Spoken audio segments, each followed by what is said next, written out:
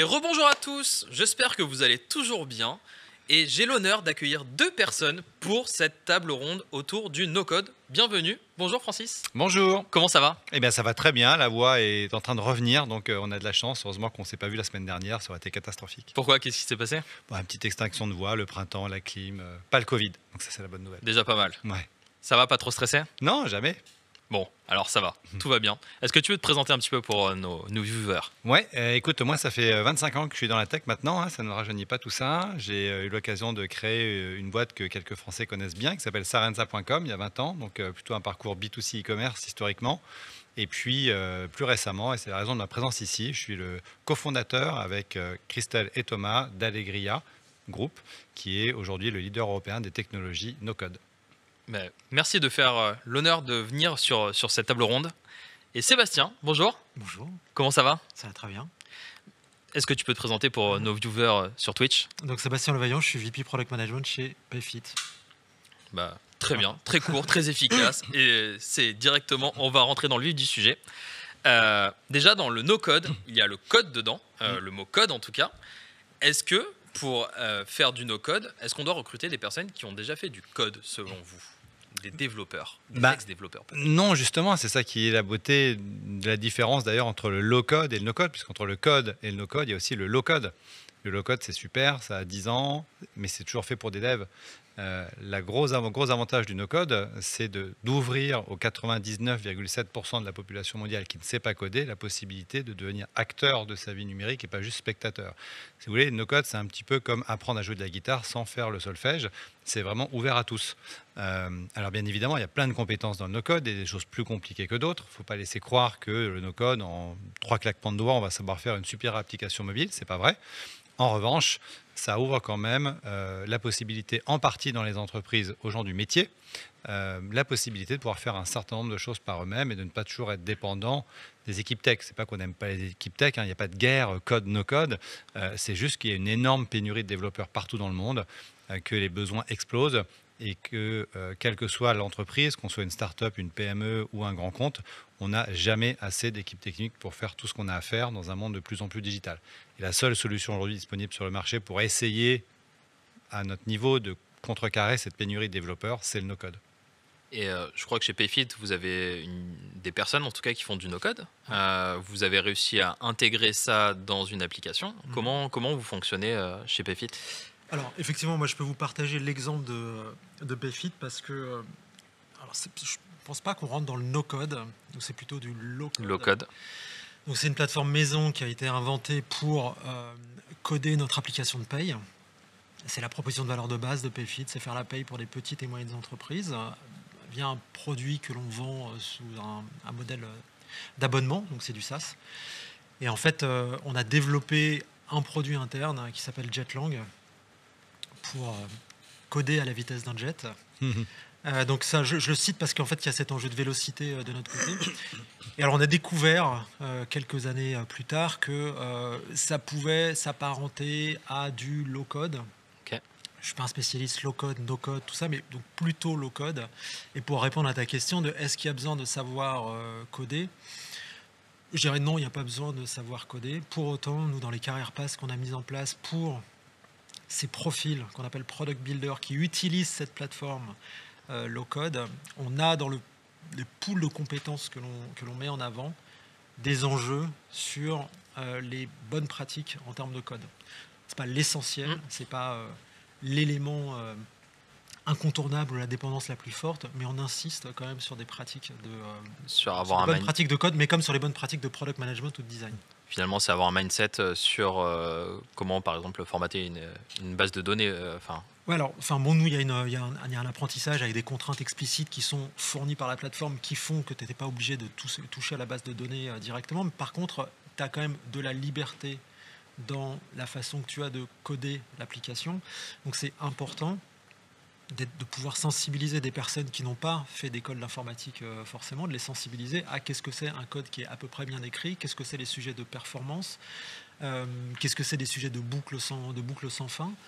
Donc, encore une fois, ce n'est pas indispensable, mais on pense que pour des enjeux de scalabilité notamment, de maintenabilité, au-delà des personnes qui passent et qui maîtrisent le code, c'est important de les sensibiliser et de les former à ces sujets-là. Juste remerciement à iMat qui a offert 2 abonnements et on a du coup une question de iBobCode qui doit connaître Payfit parce qu'il disait Jetlang avec un petit cœur donc qui doit connaître. Il préchote une question cadeau pour moi. Comment gérer des problématiques d'architecture, de sécurité et de gestion de dette technique avec du no-code et du low-code parce que de très loin, on a l'impression que ça a l'air d'être simple de créer des MVP. Mais est-ce que c'est possible d'intégrer du no-code ou du low-code sur des applications qui fonctionnent avec de l'AWS ou du cloud Azure, n'importe, qui sont déployées sur X infra avec des load balancers, des choses comme ça. Est-ce que c'est faisable techniquement ? Oui, alors déjà, il faut tordre le cou à une idée reçue qui colle à la peau du no-code, qui serait qu'on ne fait que des POC et des MVP avec le no-code. C'est pas vrai. Chez nous, c'est 25% du chiffre d'affaires. Okay. Et il faut aussi, et ça je pense que c'était intéressant effectivement le témoignage, regarder les extrémités qu'on a dans le marché du no-code. Ça va du citizen maker qui va se former sur Airtable en quelques heures et qui va gérer sa cave à vin, parce que ça a été mon premier use case à moi, jusqu'à intégrer on top de Salesforce ou SAP un outil pour faire du PIMDAM sur mesure. On n'a pas envie de dépenser 100 000 € dans la licence de l'outil. On va faire un truc vite, très bien fait pour quelques dizaines de milliers d'euros et ça va faire le job. Donc on a toutes les dimensions possibles aujourd'hui du no-code. Et dans le no-code aujourd'hui, quand on choisit un outil no-code pour nos clients, bien évidemment, on ne va pas aller vers les mêmes technologies si on discute avec un grand compte ou une start-up qui veut faire un POC MVP. Il y a un certain nombre d'outils aujourd'hui dans l'écosystème no-code qui apportent un certain nombre de garanties, sécurité, scalabilité, versionning. Tout ça, ça existe aussi dans le monde du no-code. Donc, c'est pour ça qu'il faut vraiment continuer à expliquer ce que c'est le no-code, de la simple automation. Nous, par exemple, dans l'Allegria Academy, on a 3 majeurs aujourd'hui. On a une majeure automation, on va plutôt aller vers du Airtable, du Make, du Zapier, pour des gens effectivement qui peuvent arriver de n'importe quels horizons sans background technique. On a une dominante front pour des gens qui vont faire plutôt du Webflow, où là on va chercher des compétences, des savoirs plutôt UX, UI design. Et puis on va avoir ce qu'on appelle chez nous le full stack maker no code d'une certaine manière, des gens qui vont faire plutôt du Bubble, du Retool, du Xano, des technologies aujourd'hui extrêmement puissantes, très bien élaborées et qu'on peut intégrer dans une stack technique code sans aucun problème. Et d'ailleurs très souvent, on fait des mix entre du code et du no-code. Ça nous arrive de faire du Python pour aller plus vite. Typiquement, sur un outil comme Make, il y a un moment, ça coûte de l'argent de faire des calls API avec l'outil et de faire des scénarios. De temps en temps, c'est plus simple de le faire avec un bout de Python. Ça coûtera moins cher et ça ira plus vite. Voire d'aller vers l'open source. On oublie aussi que dans le monde du no-code, 10% du marché, c'est des outils d'open source aussi qu'on peut héberger chez soi. N8N, par exemple, des bases de données et autres. Donc, voilà, il y a plein de réalités derrière le no-code. Ce qu'il faut et ce qu'on essaie de faire chez Allegria, par aussi l'autonomie qu'on a vis-à-vis des éditeurs, on a 750 outils aujourd'hui au catalogue, c'est de trouver les bons outils, la bonne stack technique qui va en fonction du cas d'usage du client. C'est ça la clé en fait de la réussite d'un projet no-code. Et est-ce qu'il y a des entreprises qui sont réfractaires actuellement au no-code, qui passent au no-code? Qu'est-ce qui fait qu'elles arrivent à passer au no-code? Quel est le levier de motivation qui font qu'elles passent au no-code, qu'elles peuvent tester comme vous là chez Payfit? Qu'est-ce qui a fait que vous êtes passé sur du low-code même si vous ne saviez pas que vous faisiez du low-code? Qu'est-ce qui a fait que vous êtes passé au low-code? Ce qui est intéressant chez Payfit, j'ai parlé du cœur de la machine, Jetlang. On utilise d'autres technologies en interne. On a des ingénieurs RPA qui travaillent sur UiPath. On utilise aussi, donc ça c'est pour les processus métiers qui sont plus loin du cœur business. Donc tu as des process internes. Je sais pas, sur de l'onboarding, enfin vraiment des process un peu à la noix où au lieu de mettre des gens derrière, on a une dizaine d'ingé RPA, ils utilisent de UiPath et voilà, ils déploient des robots et ça fonctionne très bien. Donc on a aussi ça chez Payfit. Et le passage typiquement à cette technologie, c'est un moment, c'est de se dire, effectivement, on a des problèmes de scalabilité, de grosses margines, d'être un peu trop people intensive sur certains sujets. Donc il y a ce type de fonctions et d'outils qui existent. Passons dessus. Là, très concrètement sur ce sujet-là, tu vois, c'est un des cofounders, Guilain, qui qui fouine et qui, je pense, il y a 3 ans, il s'est dit ce serait pas mal de rentrer sur d'utiliser ce type de technologie. Mais c'est toujours le mindset, c'est OK, comment aller plus vite sur certains sujets, comment ne pas s'emmerder avec des process qui sont un peu chiants, qui nécessitent de recruter du monde, tout ça.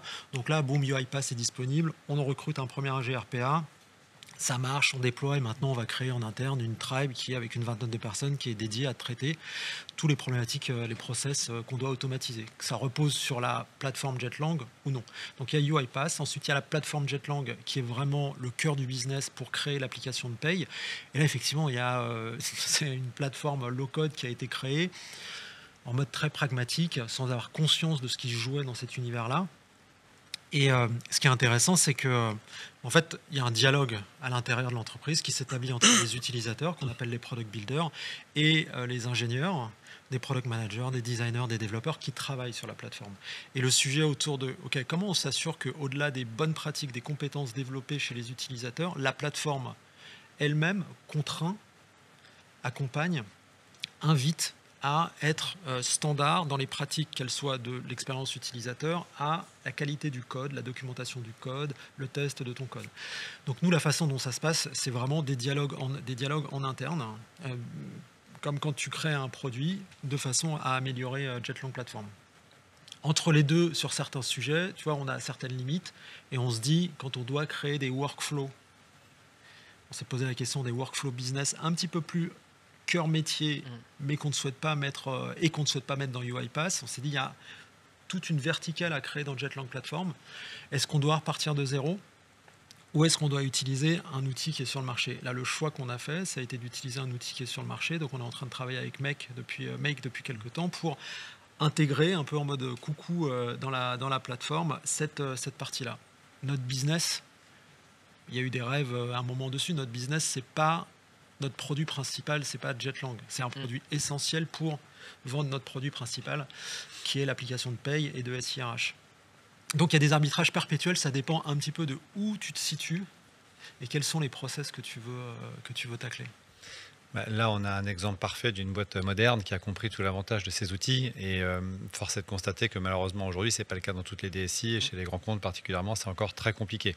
Alors les choses bougent, mais il y a plein de réalités. Je pense que la réalité d'une PME de province aujourd'hui qui fait 10 millions d'euros de chiffre d'affaires, dans son incapacité à pouvoir recruter des devs pour faire sa transformation digitale, et de l'autre côté un grand compte qui est arc-bouté sur sa vision du monde, sécuritaire, voire on-premise, forcément il y a tous les écarts possibles là-dedans. Je crois que tu as mis le doigt sur un élément clé.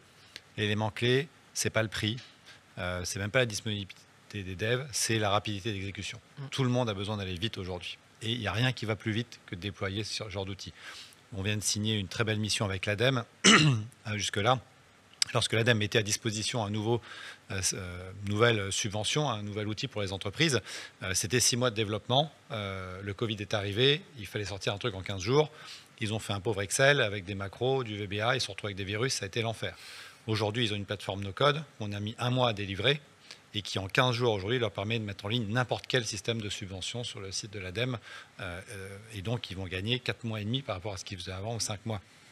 Donc, on ne transformera pas un grand compte avec le no-code en agile ou en start-up. En revanche, on va leur apporter une flexibilité, une rapidité d'exécution qui est une valeur plus importante quasiment que le prix aujourd'hui. Donc, nous, ce qu'on leur dit généralement, c'est venez-y avec des gens qui savent faire. Commençons par le backlog. Tu as raison, on ne va jamais démarrer par le cœur business. On va toujours y aller tranquillement. Dans le backlog, généralement, il y a beaucoup de fonctions support, RH, finance, logistique. Et ça, nous, on adore parce que c'est des trucs qu'on peut faire très, très vite pour pas cher et être très efficace. Donc, et petit à petit, on va gagner la confiance. Il faut dire aussi un point qui est important, c'est la maturité des éditeurs. Sur des sujets de sécurité, SOC 2, SOC 3, ISO 27001, tout ça c'est en train d'arriver, ils sont tous en train de s'y mettre et je pense que la conjonction du besoin d'aller vite, la maturité des éditeurs et l'arrivée de professional services comme nous qui essayons de faire le boulot de la manière la plus adaptée aussi au monde des grands comptes, ce triptyque est en train de se mettre en place. Ça va prendre encore un peu de temps, mais ça se développe très très fort. Donc on pense chez Payfit, tu vois, à la fois sur le lancement de l'entreprise, elle a 6 ans l'entreprise, on est sur de la paye. C'est un environnement extrêmement contraint d'un point de vue juridique et d'un point de vue géographique aussi. réussir à développer un product market fit là-dessus, ça arrive pas tous les 4 matins. Sachant que c'est, encore une fois, c'est un calcul qui est, c'est un moteur qui fait le calcul de paye. C'est pas des êtres humains derrière. Et à l'époque, je pense un des éléments de prise de décision sur le fait de l'invention de ce méta-langage, c'est de se dire, en fait, c'est quoi, d'un côté, j'ai une base de règles qui est écrite en version papier, je dois la transformer d'un point de vue digital. C'est relativement simple. Si tu es dans une démarche qui est, en tant que responsable produit, d'aller voir ton dev à chaque fois pour développer, tu sais que tu vas perdre en vélocité.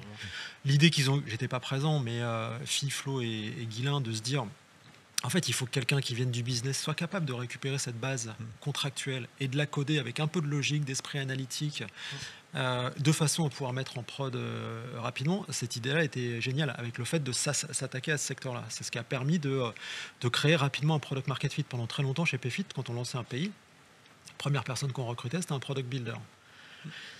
Le deuxième truc, c'est qu'on s'en est rendu compte au moment de la crise du Covid. Il y a eu une inflation juridique liée aux règles de chômage partiel, des décrets, etc. Chez Payfit, j'ai plus en tête précisément, mais mars ou avril, les décrets étaient récupérés, codés et disponibles dans l'application. C'est pas toujours, tout n'est pas toujours extrêmement propre. Le code, des fois, on a eu quelques petites surprises, quelques petites inquiétudes parce que ce que tu gagnes en vélocité de temps en temps, on le sait tous, quand tu fais du digital, tu peux le perdre en qualité. Mais sur le lancement de l'entreprise et sur la capacité à s'adapter à un environnement chaotique qui peut changer du jour au lendemain, l'invention de Jetlang d'une part et de cette fonction de product builder d'autre part, ça explique en très grande partie la capacité de Payfit à développer ce product market fit. Et du coup à pouvoir pivoter finalement très rapidement. Ouais. Alors après, on ne va pas se lancer dans un business complètement différent, mais en tout cas de s'adapter à un environnement où tu sais que la seule chose que tu sais, c'est que c'est chaotique et que ça peut bouger vite. Et ça, c'est un élément non négligeable et c'est quand même assez magique, quoi. Après, effectivement, il y a un vrai sujet autour de comment tu balances vélocité versus qualité, vélocité versus durabilité. Parce que la réalité, c'est qu'on n'a plus 10 clients simplement, on en a beaucoup plus que ça, et on a un marché adressable qui est énorme. Donc, l'idée, c'est pas de toujours tout mettre sur la vélocité non plus. C'est toujours un compromis de toute façon. Regardez ça. De toute façon, après, c'est peut-être l'adapter au fur et à mesure, selon le temps, de temps en temps, accélérer sur la vélocité et après remettre de la qualité. Oui, puis c'est des débats perpétuels en interne. Enfin, tu vois, concrètement, tu peux te retrouver dans des réunions de temps en temps avec des product builders qui sont des personnes qui ont un vrai profil produit. Ils construisent un produit, donc avec product management, de l'attention portée à l'expérience utilisateur, à la qualité du code, tout ça. Mais ils arrivent avec un fort esprit entrepreneurial, une envie de faire les choses plutôt vite, pas toujours vite, mais il y a quand même cette envie d'en découdre et d'aller sur le terrain. Et puis de l'autre côté, tu vas avoir affaire à des architectes qui sont, on a Thomas chez nous, Villarène, qui est un spécialiste du low-code, c'est un architecte, il pense système, tu as des spécialistes de la sécurité, donc des fois tu as des échanges assez croquignolesques entre les deux profils. Mais en fait, c'est ce qui fait la qualité de la roadmap et de l'évolution du produit, de ta proposition de valeur, tout ça. C'est pas des décisions qui viennent, c'est vraiment avec des profils un peu différents qui ont envie de faire un produit de bonne qualité. Comment tu balances entre vélocité et durabilité? On a une question de Pominle qui vous demande, pour le market fit, vos PMM interviennent à quel moment en relation avec vos product builders? Alors chez nous, on a une équipe ce qu'on appelle logiquement product marketing, c'est un nom un peu différent chez nous. Ils interviennent plutôt en amont sur le dialogue avec les product managers sur la stratégie roadmap. Donc en général, ils sont chacun associés sans rentrer dans les détails, à une tribe. Les tribes, c'est des périmètres business, technique, fonctionnel, c'est un peu variable. Donc tu as des PMM qui travaillent avec les product managers, donc c'est la réflexion plutôt haut niveau sur l'orientation de la roadmap, l'ouverture d'une nouvelle verticale, adresser un nouveau secteur, identifier le feature set, en aval aussi pour préparer le lancement. Avec les product builders, ce qui se passe, c'est historiquement, tu avais au sein de l'équipe produit des product builders et une équipe product légale. La responsabilité de l'équipe product légale, c'était de faire la veille juridique, de récupérer les éléments correspondant à l'évolution de certaines conventions collectives. Et à l'origine, c'était d'expliquer ça aux product builders de façon à ce qu'ils puissent le coder. Ensuite, il y a un outil qui a été développé de façon à ce qu'ils puissent, les product legal, coder eux-mêmes une partie des éléments.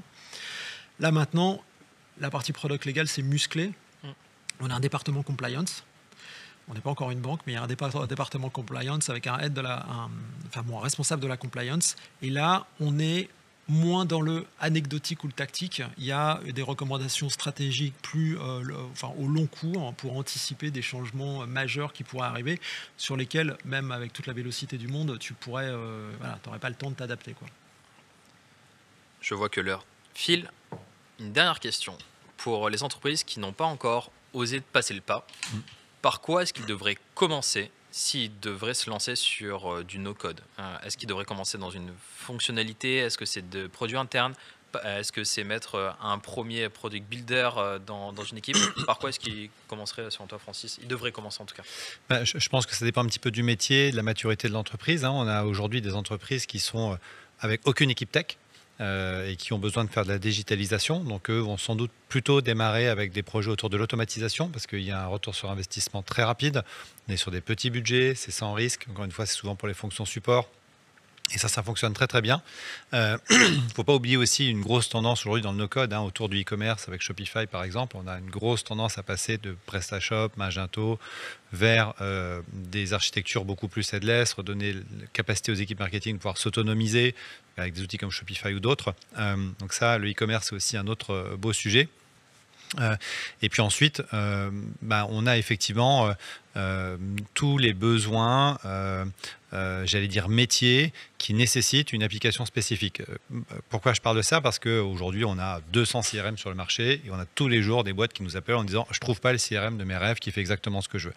Pourquoi en fait cette tendance est très profonde aujourd'hui? Parce que il y a 20 ans, quand un patron d'entreprise achetait son SAP, il mettait son chèque d'1 million et puis il ne voulait plus entendre parler, c'était pour l'usine et puis ça fonctionnait très bien.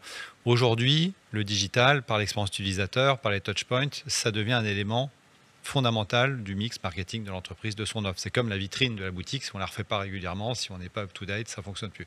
Et même les patrons de PME aujourd'hui, de petites entreprises, ont compris ça. Donc on a de plus en plus de demandes d'entreprises qui veulent des outils sur mesure pour coller à leurs besoins métiers. Alors on l'a expliqué pendant 20 ans qu'ils allaient prendre Salesforce et qu'il fallait qu'ils adaptent leur manière de travailler à Salesforce.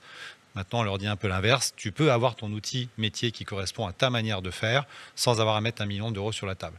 Et ça, c'est un cas d'usage qui fonctionne aussi très, très bien.